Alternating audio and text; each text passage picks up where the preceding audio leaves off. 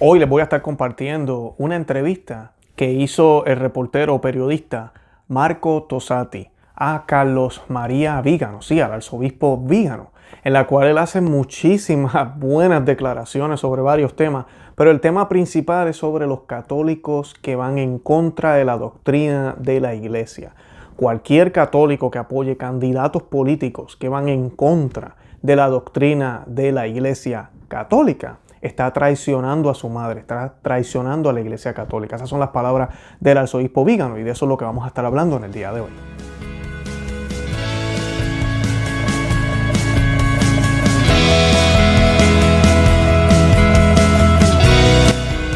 Bienvenidos a Conoce, Ama, Vive tu Fe. Este es el programa donde compartimos el Evangelio y profundizamos en las bellezas y riquezas de nuestra fe católica.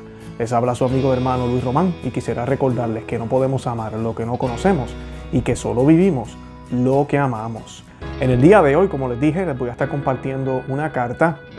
Bueno, no es una carta, es una entrevista, pero la tenemos aquí escrita y traducida al español. No he encontrado ningún medio que la tenga por ahora, ¿verdad? Hoy que estamos grabando este video, pero sí la he visto en varios medios en inglés. Y ya algunos programas en YouTube han discutido esta carta y pues me parece excelente. Y no es una carta, es una entrevista, esta entrevista. Y pues las preguntas que les hace el reportero Marco Tossati son excelentes. El propósito realmente fue más para hablar del lado político de lo que está sucediendo en Estados Unidos y en el mundo, pero el arzobispo Vígano va y toca varios temas. Primero, pues habla de cómo muchos han traicionado su fe católica, especialmente líderes dentro de la Iglesia Católica, y él habla por qué eso está sucediendo. Él explica cómo y cuándo comienza este movimiento modernista a manifestarse de una manera radical y fuerte, y comienza a hablar del Concilio Vaticano II. Ahí es donde la entrevista se pone caliente. Y pues él explica con argumentos por qué él ve, no en el concilio, aunque sí también él habla del concilio, pero él ve este movimiento que se desarrolla del concilio y comienza a destruir y a abrir puertas que nunca debieron ser abiertas, que no estuvieron abiertas por 2000 años, que lamentablemente, cuando uno habla con la gente a veces, las personas piensan que eso es bueno, que abrimos las puertas, las ventanas y ahora entran los lobos, los perros, los osos y los cocodrilos y todo, y están destruyendo todo y que eso es bueno. Lamentablemente hay personas que piensan así.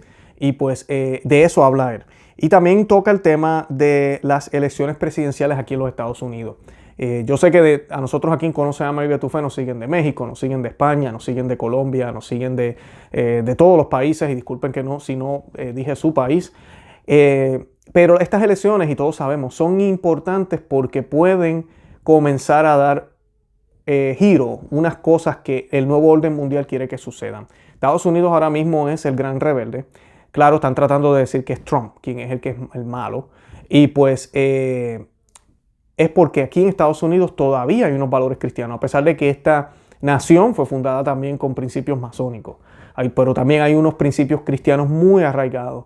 Lamentablemente, ¿verdad? Este país no es católico, pero sí hay muchos católicos y hay mucho catolicismo. Y ahorita mismo alrededor del presidente Trump lo hay. Y de eso habla el arzobispo Vígano, habla de cómo este presidente, a pesar de no ser católico, está siguiendo unas cosas que son católicas, está siguiendo unas ideas y está defendiendo unas ideas que son católicas.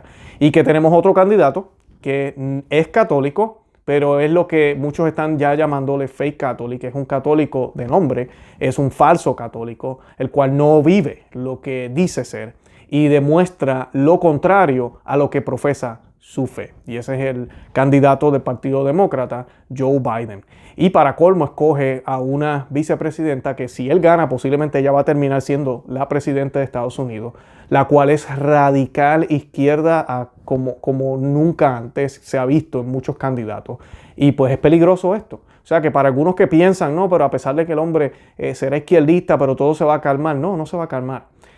Con él va a ser peor. Porque estos grupos izquierdistas, y esto lo habla Vígano, ellos van a seguir su lucha sin importar quién sea el presidente. Pero definitivamente tú y yo necesitamos un presidente que defienda nuestros derechos, también los derechos de los cristianos católicos, a poder decir lo que decimos, a poder expresarnos y vivir nuestra fe. Además de eso, también él habla de los católicos pro aborto, que ya mencioné, habla del Vaticano II y habla de la falta de coherencia. con todas las puertas que se han abierto. Yo les voy a compartir el texto, vamos a estar viendo preguntas y respuestas y vamos a compartirlo con imágenes como hemos hecho otras veces. Sé que les gusta cuando lo hacemos de esa forma, así que es un poco extensa, pero les pido que se queden porque van a aprender muchísimo. El arzobispo Vígano, tenemos que orar por él, es un hombre que está luchando por la fe católica, está luchando por la iglesia. Él está dentro de la iglesia, muchos piensan que él no está dentro de la iglesia, sí lo está, y sigue siendo un católico como debe ser, como debe ser. Ahorita pues se encuentra en huida porque a dicho nombre está dando y diciendo la verdad. Por eso tenemos que orar mucho por él. Y pues nada, yo quisiera invitarlos también a que visiten nuestro blog, conoceamavivetufe.com, que se conecten con nosotros a través de Facebook, de Twitter. Estamos también por Conoce, Ama y Vive tu Fe. También estamos en Instagram. Y pues pueden compartir nuestro contenido en esos medios. Y por WhatsApp, que sé que mucha gente está compartiendo nuestro programa y hay hasta grupos ya donde compartan nuestro contenido por WhatsApp. Excelente, sigan haciéndolo. Nosotros no tenemos un grupo como tal, no tengo el tiempo para hacer eso, pero pues háganlo para que más personas se enteren de nuestro movimiento, más personas se enteren de la verdad. Y lo más importante que siempre les he pedido y les sigo pidiendo, y nos los pidió la reina, que la tengo aquí detrás mío, ¿verdad? En este hermoso cuadro. La reina nos pidió en Fátima que hiciéramos el rosario todos los días y tenemos que hacerlo todos los días por todo lo que está pasando en el mundo, por la iglesia, por nosotros, para que el Señor nos mantenga, para que no pensemos que porque supuestamente estamos bien o tal vez estamos un poquito claros con la tradición de la iglesia, ya somos santos y ya estamos salvos. No, que el Señor nos mantenga, ¿verdad? Y Nuestra Señora nos mantenga firmes y nos dé la capacidad de darnos cuenta cuando estamos mal y cuando estamos en error, para que así podamos arrepentirnos. Y lo más importante, que pidámosle a Nuestra Señora que estemos en gracia cuando venga la muerte, porque a todos nos va a llegar. Nos va a llegar pronto, nos va a llegar luego, no sabemos. Y nos puede llegar de diferentes formas. Que ojalá estemos en gracia cuando el Señor nos busque. Y nada, de verdad que los amo en el amor de Cristo. Y Santa María, ora pro nobis. Entrevista de Marco Tosati con el arzobispo Carlos María Vígano. 12 de septiembre del 2020. Fiesta del Santo Nombre de María. Marco Tosati. Su Excelencia, usted se desempeñó como nuncio apostólico en los Estados Unidos desde el 2011 al 2016, por lo que conoce muy bien este país. El candidato demócrata Joe Biden dice ser católico, pero está a favor del aborto hasta el 9º mes y del matrimonio entre personas del mismo sexo. ¿Es posible ser católico y a nivel oficial, es decir, a través de elecciones políticas, y manifestar públicamente oponerse a las enseñanzas de la Iglesia, no en elementos secundarios, sino en cuestiones vitales? Responde Su Excelencia, el arzobispo Carlos María Vígano. La pregunta que plantea, querido Tosati, requiere una respuesta bien articulada, pero antes todo requiere una reflexión seria y un reconocimiento claro de quién es el responsable de crear las condiciones que han llevado a la situación actual. Era el 22 de septiembre del 2015, el día de la llegada del Papa Francisco a Washington, D.C., con motivo de su viaje apostólico a Estados Unidos. Durante la cena en la Anunciatura, a la que asistieron varios miembros del séquito papal, le dije al Papa Francisco: creo en la historia de los Estados Unidos. Nunca ha habido una administración con tantos católicos en la cima. El vicepresidente Joe Biden, el secretario de Estado John Kerry y la presidenta de la Cámara de Representantes Nancy Pelosi. Los tres profesan ostentosamente ser católicos, partidarios del aborto y a favor del matrimonio homosexual y la ideología del género, desafiando la enseñanza de la Iglesia. ¿Cómo explica esta contradicción? Y añadí: un jesuita, el padre Robert Frederick Drinan, de Boston College, ocupó el cargo de representante demócrata en los Estados Unidos para el estado de Massachusetts en Washington durante 10 años, desde el 1971 hasta el 1981. El padre Drinan fue uno de los defensores y promotores más enérgicos del aborto. El Papa Francisco no reaccionó en lo más mínimo, como tampoco lo hizo el 23 de junio del 2013, cuando respondiendo a una de sus preguntas específicas, le revelé quién era realmente el cardenal McCarrick. En 1967, 2 años después de la clausura del Concilio Vaticano II, otro jesuita, el padre Vincent O'Keefe, a quien Bergoglio como provincial de la Compañía de Jesús debió conocer, ya que O'Keefe fue vicario general con el padre Pedro Arrupe como presidente de la Universidad de Fordham, junto con el entonces rector de la Universidad de Notre Dame, el padre Teodoro Hedgeburg. Organizaron una reunión de todos los presidentes de las universidades católicas norteamericanas en los Estados Unidos, en Land O'Lakes, en Wisconsin. Durante la reunión firmaron un documento conocido como la Declaración de Land O'Lakes, que declara la independencia de las universidades y colegios católicos de toda autoridad y todos los lazos de fidelidad al magisterio de la Iglesia. No es de extrañar entonces que la formación de cientos de miles de jóvenes católicos, algunos de los cuales luego se convirtieron en líderes políticos, haya llevado a esta traición al Evangelio, cuyas desastrosas consecuencias vemos hoy. Tampoco es sorprendente que Teodoro McCarrick, entonces presidente de la Universidad Católica de Puerto Rico, estuviera entre los firmantes de ese documento rebelde. El señor Tosati. Su análisis no se detiene entonces, Monseñor, en una observación del fenómeno actual, sino que se remonta a sus causas remotas, detrás de las cuales hay una mente que tiene un plan a largo plazo, contesta el arzobispo Vígano. Lo que quiero enfatizar es la estrecha conexión entre la rebelión del clero ultraprogresista con los jesuitas a la cabeza y la educación de generaciones de católicos que se formaron según la ideología modernista, fluyendo hacia el concilio, que sirvió de premisa no solo a la revolución del 68 en el ámbito político, sino también a la revolución doctrinal y moral en el ámbito eclesial.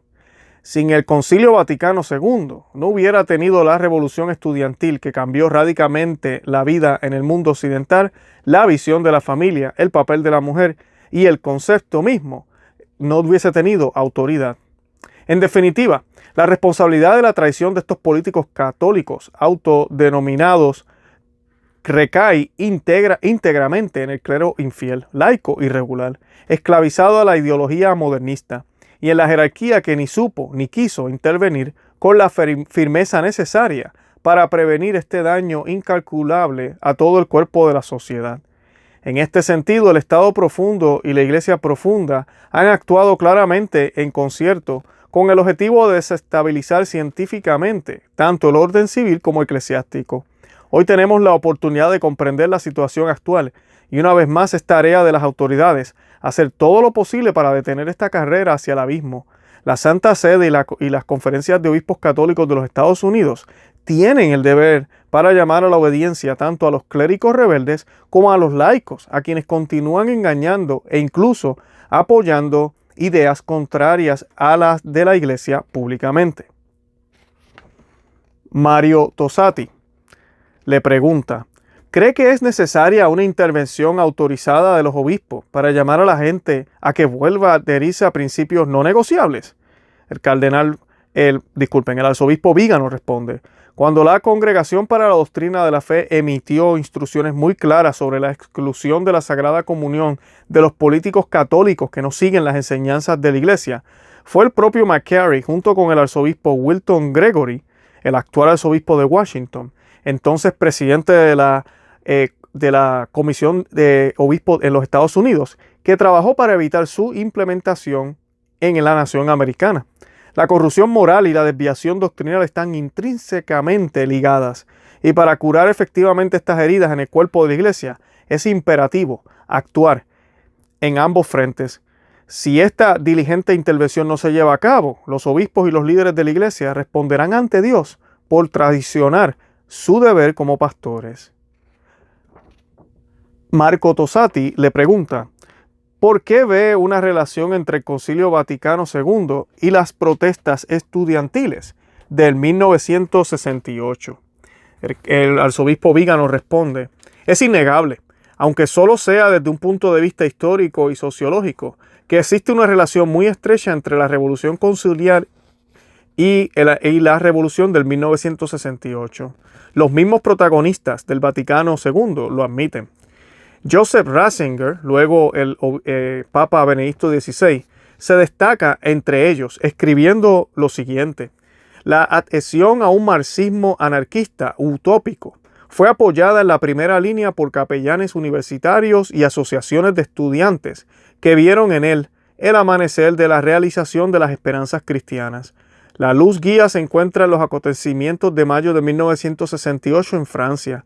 Dominicos y jesuitas estaban en las barricadas. La intercomunión realizada en una misa ecuménica en las barricadas fue considerada una especie de hito en la historia de la salvación, una especie de revelación que inauguró una nueva era del cristianismo.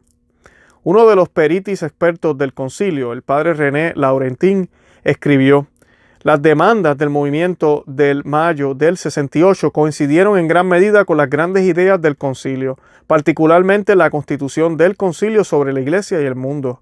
Hasta cierto punto, el Vaticano II ya era una protesta contra la curia de un grupo de obispos que intentaban crear un concilio institucionalmente prefabricado. Y el teólogo argentino Álvaro Calderón afirmó: si hay algo que llama la atención de inmediato para quienes estudian el Concilio Vaticano II, es el cambio, en sentido liberal, del concepto de autoridad. El Papa se despojó de su autoridad suprema en favor de los obispos, colegialidad. Los obispos se despojaron de su autoridad en favor de los teólogos. Los teólogos renunciaron a su ciencia en favor de escuchar a los fieles, y la voz de los fieles no es más que fruto de la propaganda. Esta visión también se afirma ampliamente y con orgullo en el Frente Progresista, que vio las mismas demandas de la Revolución Conciliar realizadas en el 1968. El Monseñor Jacques Neuer, emérito de Amiens, recuerda: estoy convencido de que el espíritu que inspiró la preparación, celebración y ejecución del Concilio Vaticano II es una gran oportunidad para la Iglesia y el mundo. Es el Evangelio ofrecido a los hombres de hoy. En el fondo, mayo del 68 fue un movimiento espiritual, incluso místico, coherente con el sueño del concilio. Sin una luz verde de la Iglesia, el mundo nunca habría aceptado las demandas de rebelión del movimiento estudiantil.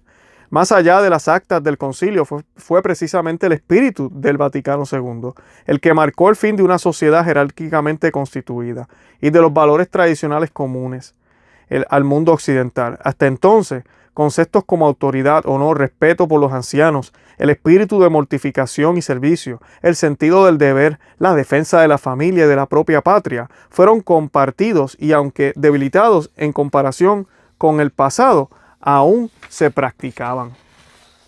Ver a la Iglesia, un faro de verdad y civilización para las naciones, abrir del par en par sus puertas al mundo y descartar sin vacilar su gloriosa herencia, yendo tan lejos como para revolucionar la liturgia y diluir la moralidad, fue una señal inequívoca para las masas en una especie de aprobación de la agenda que, en ese momento, aún no se atrevía a revelarse por completo, aunque se podían captar todos sus signos distintivos. Destruyó la Iglesia y la sociedad, comprometió la autoridad civil y religiosa, desacreditó el matrimonio y la familia, ridiculizó el patriotismo y el sentido del deber o los etiquetó como fascismos. Todo en medio del silencio de una jerarquía cómplice. Aquellos como yo, que ingresé al seminario en el periodo postconciliar inmediato, pueden testificar que incluso los seminarios pontificios romanos fueron inmediatamente conquistados por este temblor de protesta. No puede haber ninguna duda sobre esto. Si este no fuera el caso, la financiación sustancial que las organizaciones globalistas como la Sociedad Abierta de Soros han asignado a las actividades de la Compañía de Jesús y presumiblemente a otras organizaciones católicas sería inexplicable. Todas las premisas que se establecieron en pocas palabras con el Vaticano II y la Revolución Estudiantil ahora son propuestas consistentemente por los líderes del Vaticano en el frente eclesial y por los líderes gubernamentales en el frente político globalista. Por lo tanto, no debería sorprendernos si las prioridades del programa político de Bergoglio coinciden con las prioridades de Joe Biden. La migración, el ambientalismo, el ecologismo malthusiano, la ideología del género, la disolución de la familia y el globalismo son comunes al Estado profundo y la Iglesia profunda. La oposición formal de Bergoglio al aborto y al adoctrinamiento LGBT de los niños es desautorizada en la práctica, tanto por el apoyo de los obispos a quienes lo promueven políticamente como a quienes teorizan sobre el uso del control de la natalidad y el reconocimiento de los derechos de los sodomistas. El caso del padre James Martin es emblemático porque confirma un ser de la misma opinión entre los exponentes del globalismo y la intelectualidad católica progresista. La marca que une estos movimientos es la mentira y el engaño, la división y la destrucción, el odio por la tradición y la civilización cristiana, y en definitiva, la aversión teológica a Cristo, típica de Lucifer y sus seguidores.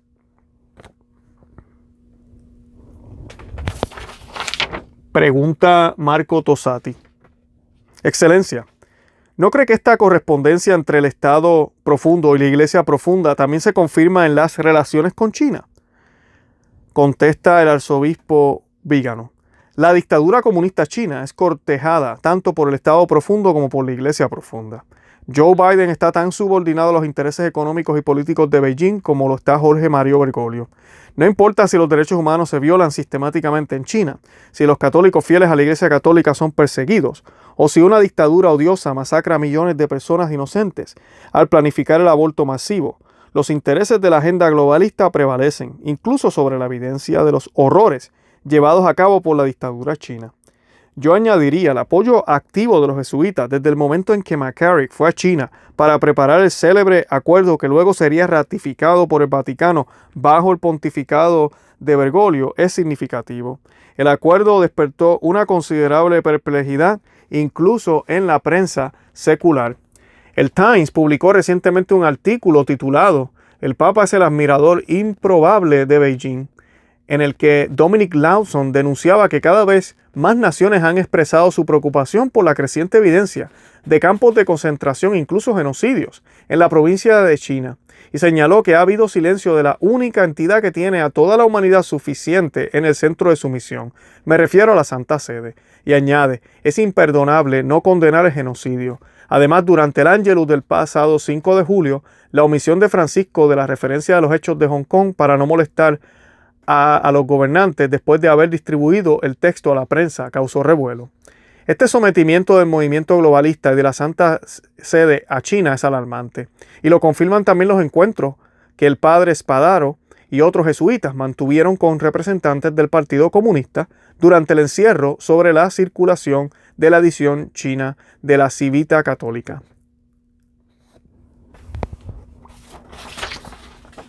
Marco Tosati pregunta: más allá de la situación actual en la que los candidatos católicos por el Partido Demócrata claramente no se aferran al magisterio de la Iglesia, ¿cómo debería ser un verdadero político católico? Contesta el arzobispo Vígano. Para ser católico no solo hay que estar bautizado, sino vivir de forma coherente con la fe que ha recibido en la fuente sagrada. La fe va de la mano de las buenas obras, como nos enseña la Sagrada Escritura, sin poner en práctica nuestros deberes, nuestros placeres, sino habernos convertidos en hijos de Dios por la incorporación al cuerpo místico. Nuestras palabras son vacías y nuestro testimonio es incoherente y en verdad escandaloso para los fieles y para aquellos que no creen. Por tanto, el padre James Martin se equivoca al limitarse al respecto puramente burocrático. Sus palabras son refutadas por las del Salvador. Ustedes son mis amigos si hacen lo que yo les mando. Juan 15:14. La amistad con Dios no consiste en que el alma está en estado de gracia. Depende de nuestra obediencia a las órdenes de nuestro Señor, ni sugerencias ni consejos pedidos. De nuevo dice, no todo el que me dice Señor, Señor entrará en el reino de los cielos, sino el que hace la voluntad de mi Padre que está en los cielos. Yo añadiría que el infierno no está reservado para los no católicos. Entre las llamas eternas hay muchas almas bautizadas, incluso religiosos, sacerdotes y obispos, que han merecido la condenación por su rebelión contra la voluntad del Señor. Los que se autodominan católicos adultos y sus preceptores deben pensar detenidamente antes de oír resonar las palabras de Cristo. Nunca os conocí, apartaos de mí, malhechores. Mateo 7:23. Un católico que apoya el aborto o la ideología de género niega no solo el magisterio, sino también la ley natural, que constituye la base moral común a todos los pueblos, de todos los tiempos y lugares. La gravedad de la inconsistencia entre la pertenencia a la Iglesia y la fidelidad a sus enseñanzas refleja la dicotomía artificial entre doctrina y pastoral, que se ha infiltrado desde el Concilio Vaticano II y alcanza su formulación más clara en Amoris Laetitia. Sin embargo, en una inspección más cercana, el llamado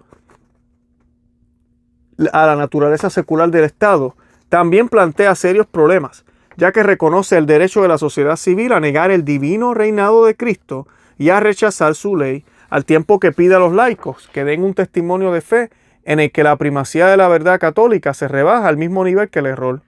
Lo que está claro es que los católicos no pueden votar, y mucho menos aprobar la jerarquía a un político católico que no ponga en práctica la integridad de la doctrina católica.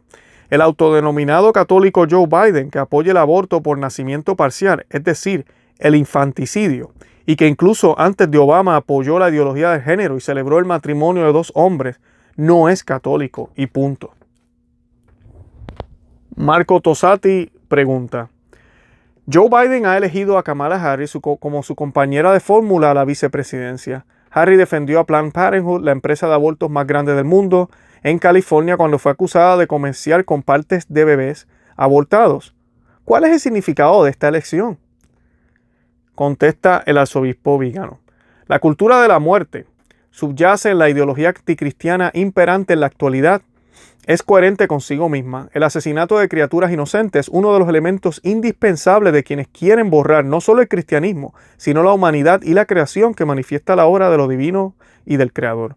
Como he dicho muchas veces, este proceso de disilusión se lleva a cabo en 2 niveles. Uno ideológico, por quienes deliberadamente quieren el mal y quieren implementar su propio plan infernal en etapas forzadas. Y una económica, de quienes apoyan la ideología, no necesariamente por convicción, sino por lucro. Así, los sacrificios humanos que se han seguido celebrando en las clínicas de aborto, incluso durante la emergencia del COVID-19, han generado ganancias para Planned Parenthood y toda la cadena de muerte que trafica con los órganos de los bebés abortados. No olvidemos que el lobby del aborto, como el movimiento LGBT, es uno de los principales financiadores de las campañas electorales de izquierda en todo el mundo. Si las empresas orientadas ideológicamente hacia la cultura de la muerte financian generosamente a ciertos partidos políticos, no es sorprendente que los candidatos de estos partidos apoyen a sus patrocinadores con leyes que los favorecen. Marco Tosati pregunta: un obispo estadounidense, Thomas Tobin, de Providence, Rhode Island, dijo que por primera vez en mucho tiempo los demócratas no tienen un católico en la lista. El padre James Martin respondió que Biden fue bautizado como católico y por lo tanto lo es. ¿Qué nos permite entender esta ida y vuelta sobre el estado de la iglesia en Estados Unidos? Contesta el arzobispo Vígano: ya he señalado anteriormente que los candidatos católicos son candidatos políticos que no solo se llaman a sí mismos católicos, sino que viven de una manera consistente con la fe y la moral que enseña la iglesia. Si ser católico no tuviera un impacto concreto, no tendría sentido votar por un candidato que de hecho no difiera de los demás. La respuesta del padre Martin es un sofisma, porque pretende no ser la división entre parecer y ser católico, entre explotar la designación para una ventaja electoral y ser un verdadero testigo del evangelio en la vida privada, civil y política y en instituciones. ¿Qué hay del padre James Martin? Fue bautizado, confirmado, ordenado sacerdote e incluso hizo votos solemnes de castidad y obediencia. Él es el LGBT. Alguien más, uno de los 12, lo traicionó, que ahorita se le podría llamar padre Martin.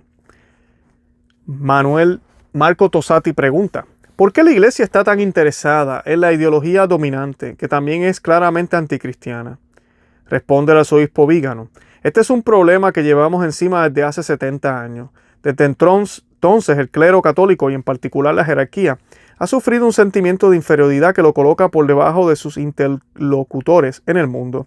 Se sienten ontológicamente inferiores, consideran inadecuada la enseñanza de Cristo y con torpeza tratan de adaptarla a la mentalidad secular. Tienen miedo de parecer anticuados, no acordes con los tiempos, incluso con siglos de retraso, como ha dicho otro ilustre jesuita. Este terrible complejo de inferioridad es la consecuencia directa de una dramática pérdida de fe. El mensaje salvífico de Cristo es irreconciliable con las seducciones del mundo. Es indigno e ilegítimo adulterar el magisterio para agradar al mundo, abusando de una autoridad sagrada que tiene como objetivo, en en cambio, predicar a todas las naciones bautizándolas en el nombre del Padre y del Hijo y del Espíritu Santo, enseñándoles a guardar todo lo que es mandado. Mientras los líderes de la iglesia persistan en no ser los primeros en comportarse de manera coherente con su propio papel y con la enseñanza de Cristo, será imposible exigir la misma coherencia a los laicos, que lo ven como ejemplo. Esto se ve confirmado por el hecho de que hay políticos autodenominados católicos que hoy cuentan con el apoyo de clérigos y obispos autodenominados católicos. También lo confirman el hecho de que quienes defienden la vida y la ley natural, aunque no son católicos, son acusados de populismo frente a los dictadores del siglo pasado y les dijeron que no eran cristianos, o como en el caso reciente del padre James Altman, acusado por su obispo de ser divisivo y causante de escándalo. Marco Tosati pregunta: ¿cuál es el papel de Planned Parenthood en la política estadounidense? ¿Es un instrumento de libertad y afirmación de derechos, como dicen los progresistas? Contesta el arzobispo Vígano: en la sociedad globalista, Planned Parenthood refleja y juega el papel opuesto al que juegan las instituciones y fundaciones caritativas que protegen la vida en las naciones cristianas. En las sociedades cristianas los niños son acogidos con amor e incluso en situaciones de pobreza y dificultad se les cuida, se les cría y se les educa para convertirse en buenos cristianos y ciudadanos honestos, poniendo en práctica la palabra del Evangelio. En las sociedades anticristianas, Planned Parenthood tiene la tarea de matar a estos inocentes, poniendo en práctica la cultura de la muerte, inspirada en el que fue un asesino desde el principio. No olvidemos que Planned Parenthood, junto con las demás empresas multinacionales de aborto, sirven al delirio maltusiano del alto mando globalista que está planeando una drástica aniquilación de la población mundial. Marco Tosati pregunta: George Soros y otros están tratando de presionar a Mark Zuckerberg para que limite la presencia y actividad provida en Facebook. La elección de Joe Biden y Kamala Harris y estas maniobras para limitar a quienes defienden la vida, ¿a qué tipo de escenario global conducen? Contesta el arzobispo Vígano: el Evangelio se difundió por todo el mundo gracias a la predicación de los apóstoles y al testimonio de los mártires y confesores de la fe. Asimismo, el anti-evangelio de la sinagoga de Satanás está extendiendo gracias a la predicación de los hijos de las tinieblas, al testimonio de figuras públicas, celebridades y artistas, filántropos autoproclamados. Al final lo que queda es siempre una división en dos bandos, por un lado los buenos y por el otro los malvados, en la guerra bíblica entre el bien y el mal. Y si alguna vez nuestros santos destruyeron ídolos y templos paganos sin dejar lugar para los adoradores del diablo, hoy es inevitable que los seguidores del pensamiento grupal se unan para profanar y destruir iglesias, derribar cruces y estatuas de santos y borrar todo recuerdo de fe en Cristo. En tiempos pasados los libros prohibidos eran censurados para proteger a los simples, cuyas almas serían envenenadas por ellos. Hoy se censura lo bueno, porque el mal no lo tolera. El escenario global que emerge se manifiesta ante nuestros ojos, hasta que entendamos que no puede haber diálogo con los malhechores, que no hay compatibilidad entre la luz de Cristo y las tinieblas de Satanás. No podremos ganar la batalla, porque ni siquiera habremos reconocido que estamos en guerra contra los poderosos del infierno. Y en una guerra, necesariamente hay dos bandos opuestos. Los que se niegan a servir la bandera de Cristo terminan inevitablemente ayudando a los servidores del maligno. Esta conciencia es clara para nuestros enemigos, pero no parece tan clara para aquellos que no ven la vida cristiana como una batalla. Permítame recordar las palabras del presidente Trump al final de la reciente Convención Nacional Republicana. Dijo el presidente: nuestros oponentes dicen que la redención para ustedes solo puede venir dándoles poder. Esta redención consiste en negar los derechos soberanos de Dios sobre los individuos, sociedades, naciones y reemplazar el suave yugo de Cristo por la odiosa tiranía de Satanás. Y es, a todos los efectos, una inversión de la redención del esclavo, que el Salvador logró en el madero de la cruz. Así que no nos dejemos engañar por los melifluas palabras de quienes usurpan la metáfora bíblica de los hijos de la luz y los hijos de las tinieblas, para establecer el reino de Lucifer. La oscuridad y el caos que vemos en las ciudades americanas son frutos de la misma ideología que aprueba el aborto postnatal y el matrimonio homosexual, así como los partidarios de los movimientos BLM y Antifa son precisamente los demócratas y las fundaciones filántropas. filantrópicas que se oponen furiosamente a la reelección de Trump. La mención de Biden, de hecho, su ignominiosa usurpación de la famosa exhortación de Juan Pablo II, no tengas miedo, suena como la astucia de la serpiente para tomar del fruto del árbol, más que la valiente invitación que el Papa polaco lanzó a un mundo lejos de Cristo. Y es extraño que la indignación del arzobispo Wilton Gregory, que estaba tan dispuesto a censurar la visita de la pareja presidencial al santuario de San Juan Pablo II, hoy no critique también a su oponente Joe Biden, un católico pervertido, que está utilizando la imagen del mismo Papa y de Bergoglio para avanzar en su campaña electoral. Hoy las palabras fuertes y autorizadas de Juan Pablo II harían temblar a los demócratas y quizás a los mismos obispos. Y citamos: no temas acoger a Cristo y aceptar su poder. Ayuda al Papa ya a todos aquellos que quieren servir a Cristo y con el poder de Cristo a servir a la persona humana y a toda la humanidad. No tengas miedo. Abran de par en par las puertas para Cristo. A su poder salvador se abren las fronteras de los estados, los sistemas económicos y políticos, los vastos campos de la cultura, la civilización y el desarrollo. No tengas miedo. Cristo sabe. Lo que hay en el hombre, solo Él lo sabe. Palabras de Juan Pablo II. Hoy el poder salvífico de Cristo es reemplazado por la voz de la creación que nos exhorta a volver al lugar que nos corresponde en el orden natural creado. La pasión redentora de nuestro Señor es reemplazada por el gemido de la creación y los flagelos de la justicia divina por la ira de la Madre Tierra, de la Pachamama. El presidente Trump declaró lo siguiente: nuestros oponentes dicen que la redención para usted solo puede venir dándoles poder. Pero en este país no buscamos salvación en políticos de carrera. En Estados Unidos no recurrimos al gobierno para restaurar nuestras almas. Ponemos nuestra fe en Dios Todopoderoso. Palabras de Donald Trump. Creo que esta fe en Dios, que claramente debe ir acompañada de una coherencia de vida y testimonio cristiano, también confirmarán en las elecciones presidenciales estadounidenses del 2020 que la diestra del Señor ha hecho maravillas, como no los recuerda el Salmo 117. Termina la entrevista. Santa María, ora pro nobis.